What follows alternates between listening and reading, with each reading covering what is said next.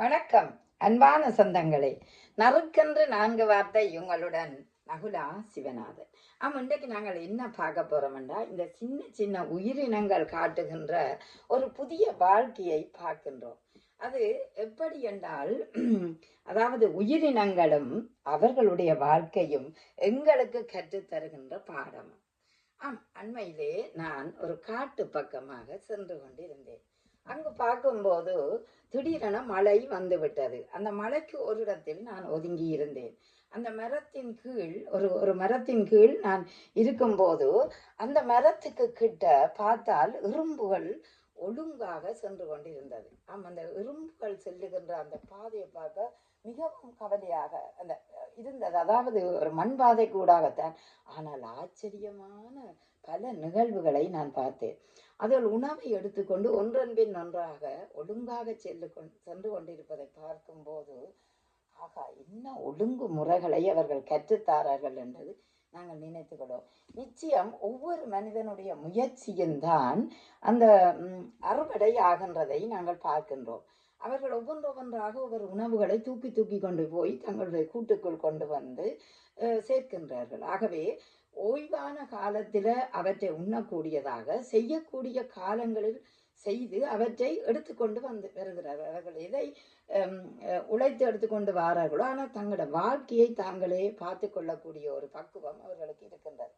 இந்த வகையில் பார்த்தோம்னா ஒவ்வொரு மனிதனும் தன்னுடைய முயற்சியை கைவிடக்கூடாது. அந்த முயற்சியில் அவன் உறுதுணையாகவும் பலமாகவும் துணிவாகவும் இருக்க வேண்டும். அப்பொழுதுதான் அந்த மனிதனுக்கு இன்னும் உழைக்க வேணும், படைக்க வேணும், நான் வாழ வேணும் என்ற ஒரு எண்ணம் அவருக்கு உருவாகக்கூடிய வாய்ப்பு இருக்கிறது. இந்த தேனீக்களை பாருங்கள், அவர்களும் சுறுசுறுப்பாக இயங்கக்கூடிய நிலையை பார்க்கணும். ஒவ்வொரு பூக்களிலுமே தேனை எடுத்து கொண்டு வந்து அழகாகவே அவர்கள் சேகரிக்கிறதை பார்க்கும்போது நாங்களும் முயற்சியுடையவர்களாக வாழ வேண்டும். ஒவ்வொரு மனிதனும் தன்னாலான முயற்சிகளை எப்போதும் செய்தல் வேண்டும்.